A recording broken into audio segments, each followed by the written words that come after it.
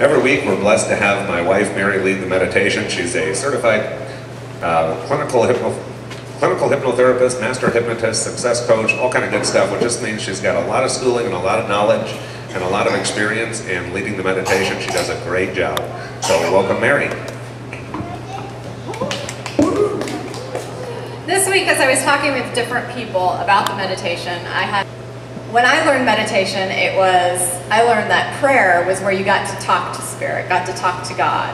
But meditation is where you got your answers. That's where you heard the things that you were after. So meditation gives you that space of listening, of finding the answers, of getting that intuition that's inside of you and that's all around you as you connect with Spirit, as you connect with that inner voice that's inside. Now some people will see pictures. They're very visual people. They'll get many details, colors, shapes, objects. A whole movie may play in front of your mind's eye or in your mind's eye. Other people are not visual. For example, when I first started, I saw nothing but black.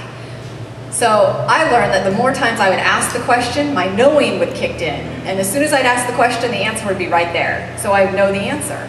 And as I got the answers, the picture would form, or I would have some kind of information to go off of. Other people don't have any of that. They hear things.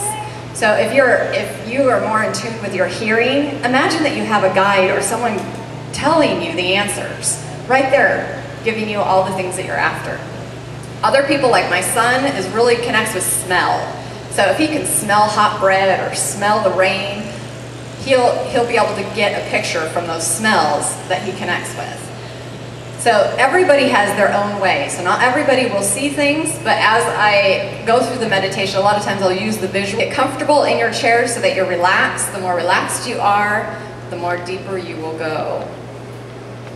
With that, taking all your thoughts, all your concerns, as if they were objects in your head, pulling them out and letting them go. Allowing your mind to be free and clear. Going into that space of nothing. Some people like to imagine closing off or asking the left side of their brain to go to sleep and opening up the right side. Opening up the side with your intuition and connection. And as you feel yourself in that space, imagine yourself in a white room with white walls, white ceiling, white floor. Everything is white and pure. Nothing but the highest good can enter this space of purity. And as you stand, as you feel yourself in this space, feel the joy. Bring in joy and happiness into this area. Allowing it to well up inside of you, to feel yourself surrounded with the good of life. And then as our intention is commitment, I want you to imagine inviting into this space, as if walking through the door is that one thing that you would like to be more committed to or with. Feeling that energy, enter the room. Feel the difference that it makes and changes your energy. Your emotions. And as that energy enters the room, I want you to see if you have a connection with this thing, this person. If you do, I want you to imagine it as if it's a rope or a string tied between the two of you. If you don't, I want you to imagine creating a string or tie connecting the two of you. And notice that string. Is it thin, like a thread, or is it thick, like a tie that you would tie a boat up with? How strong is this connection?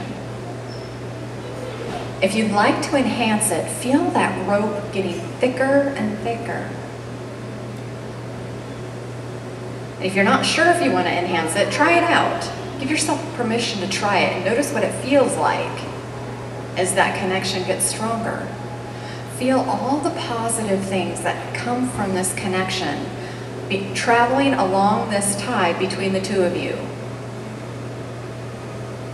Feel the benefits, the joy that it brings, the peace of mind as this connection is made and the energy is exchanged from you to it, from it to you, going back and forth in this circle. Feel how comfortable it becomes, how much you can rely and trust. You can just let it go, knowing that it's going to happen. It is happening. And notice this connection and what it does for your life, how your life changes on a daily or weekly basis, a month, a year, what difference it makes, having this connection, watching and feeling as it grows, and the other connections it's able to make in your life. Become very comfortable with this connection as if it has been there for 100 years, bringing it into the present. The joy and the gratitude that comes with this connection that's been made.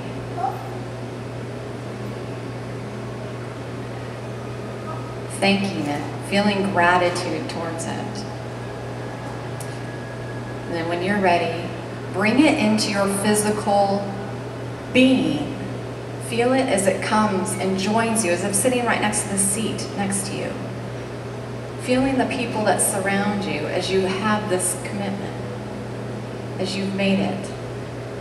Bringing yourself back into the room, back into your physical life with this new connection and the benefits that it has.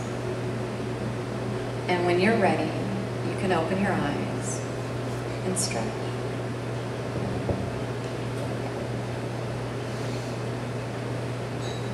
Thank you.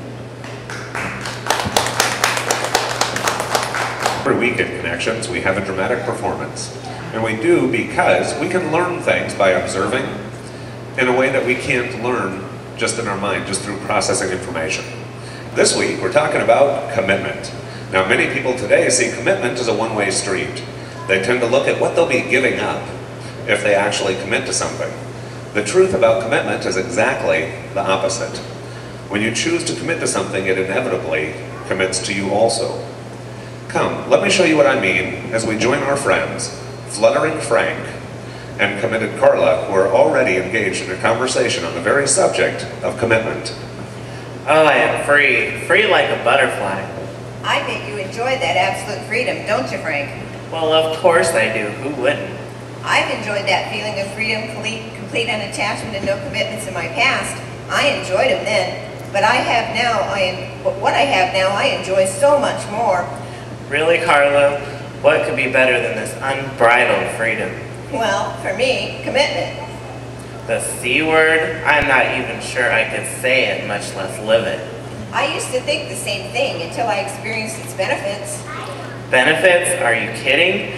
In order to be committed to any one thing, you have to say no to everything else. I just couldn't live that way. Frank, I have to admit that the freedom you talk about is much easier to market than the commitment that I'm talking about. Of course, that's because everyone wants freedom and no one wants to be bogged down with commitment. I think that people may have fears associated with commitment, but I think that almost everyone wants what only commitment can provide. What do you mean, Carla? Well, you are looking for a house right now, aren't you? Well, yes, a house or apartment or something. Well, even a hotel requires a 24-hour commitment, right? Well, I suppose so. Or you could get an extended stay hotel, and that asks you for a commitment of a whole week, right? Yes. A house or apartment requires at least 1 month commitment, right? If you're lucky, most of them want a 6-month to 1-year lease. And if you were to buy a house? Well, that requires a 30-year mortgage, and most mortgages require you actually live there for at least 3 years. You see, Frank, each space that you could choose to live in already asks you to commit to a time frame, right? Yes, ranging from 1 day to 1 week to a month to 6 months to 1 year to 3 years and then some. Exactly. The less time you commit, the more freedom you have to choose something different in the future, right? Yes, that's true. The shorter my commitment, the more freedom I have. You just proved my point. But I also did prove mine. How did you do that? You were focused on the freedom that comes from choosing someplace that requires a small time frame commitment, right? Of course. But in any of those places, do you have the freedom to change the space, to have it reflect who you are? Well, no. Exactly. The longer you choose to commit to a place, the more freedom you have to make it your own. The more you commit, the more freedom you have. The point was well made, but that speaks only of one of the benefits that come with commitment. As you commit to something or someone, they also commit to you. Let's see what we can learn from fluttering Frank and committed Carla as their conversation now turns to relationships. I am free, free like a butterfly, moving from flower to flower. I take it we've moved from talking about places to live, and now we're talking about relationships, right? Actually, I was still talking about places to live, but since you brought up relationships, let's talk about that for a minute. Let me guess. You are going to tell me that you enjoy not being tied down in a relationship either. Are you kidding? Of course not. Commit to just one person. Do you realize that the one yes causes you to say like 3 billion no's? Yes, Frank, I do. But do you know that one yes means so much more than your 3 billion yeses or your 3 billion no's? That just can't be possible, Carla. $1 is just $1, but $3 billion? Hello? But Frank, we're talking about something far greater than quality over quantity here. What do you mean? As you choose to commit to something or someone, it also commits to you. What do you mean, Carla? I take it you're not in a committed relationship. Nope, I am free to date whoever I want. Actually, you're free to date anyone that wants to date you. And that's not the point. Even if you're dating someone, you still have the freedom to date someone else. Of course, no strings attached. So that other person is free to date someone else too. Well, of course. So, in this non-committed dating world, how well do you think you get to know the other person? And how well do you think that they get to know you? Well, we each get the basics, the surface stuff. Yeah, exactly. The surface stuff. Commitment allows you to get the deep stuff, the stuff that you can only get through being committed. Yeah, I get your point. Frank, I really don't think you do. It is not just about love and levels of love. It is not just about the knowledge and closeness that comes through the amount of time shared. It is even deeper than all of that. Deeper? Well, yes. As I choose to commit to my husband, he also chooses to commit right back to me. Life in this world with all of its ups and downs is no longer only on my shoulders. My success or failures are no longer mine alone to bear. We have each other, and we count on each other. I know what you mean. I feel exactly the opposite. Everything in my world relies solely on me. There is nobody else. But Frank, it's not just in our primary relationships. I'm committed to my family, my friends, my job, my church, and they're all committed to me. That is how I designed you. Life is a team sport. I designed you to rely on each other. I deign commitment to bring you love, peace, prosperity, security, and happiness. Who was that? That was God. Come, I'll introduce you. He hangs out here at Connections a lot.